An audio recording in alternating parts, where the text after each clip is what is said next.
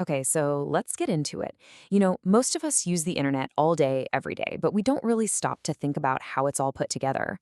Today, we're going to pull back that curtain and look at a totally different way of building things online, something called peer to peer architecture. So here's how we'll break it down. First, we'll look at the two main ways the internet is built. Then, we'll dive deep into this wild idea where everyone is a server. After that, we'll explore why that's so powerful, see where it's already being used, and wrap up by asking, what's next for P2P? All right, let's kick things off with that first point.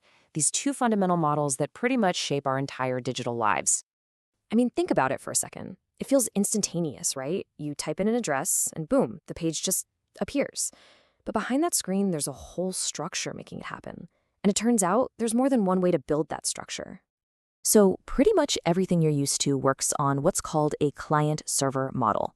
The best way to think about it is like a giant central library. You, the client, need a book. So you go to the library, the server, and request it.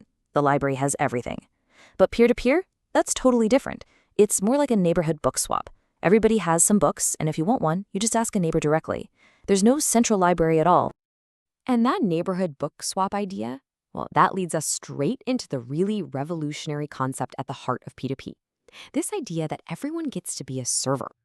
So here's the official definition. It's a system where every single person in the network, every peer, is both a consumer and a provider. They talk directly to each other, sharing stuff like files or bandwidth or even computer processing power, and they do it all without a middleman. And this image just nails the concept perfectly.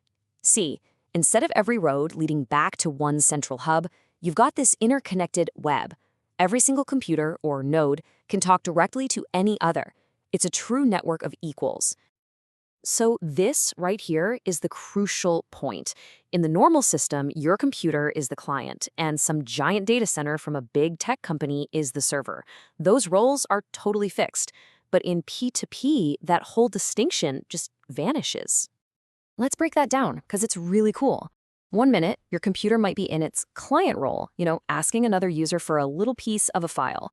But the very next second, it can flip to its server role, giving a piece of a file it already has to someone else who needs it. It's this constant switching, this dual role that makes P2P so incredibly different.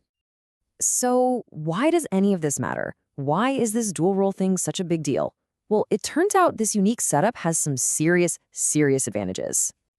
You can think of these as the superpowers of peer-to-peer systems. They're decentralized, they're built for sharing, they get stronger as more people join, and this is a huge one. They have incredible fault tolerance. This is a game changer. I mean, think about it. In that client-server model, if the central server goes down, if the library burns down, that's it.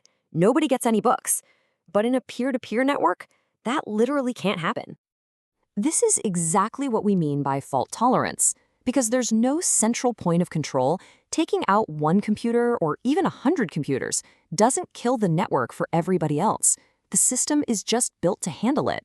The book swap just keeps on going with the neighbors who are still around. Now, things get even more interesting when you look closer. The exact impact of a peer dropping out really depends on the type of P2P network. If it's a super organized or structured network, a few digital roadmaps might need a quick update.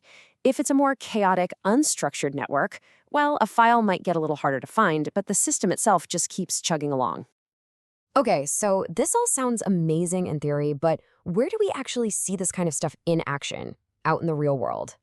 So, in the wild, P2P usually comes in two main flavors. You've got pure P2P, which is that ideal we've been talking about where everyone is completely equal. But then there's hybrid P2P, which is a bit more practical. It actually uses a central server, but, and this is key, only for organization, kind of like a librarian who keeps a catalog of who has which books.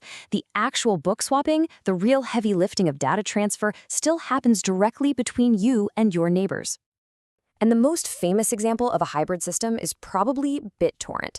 It uses a central tracker to help peers find each other, but the actual file pieces are flying directly between users, not from a central server. This is the model that makes it so efficient for sharing large files. So let's zoom all the way out. We've seen what P2P is, how it works, and a bit about where it's used.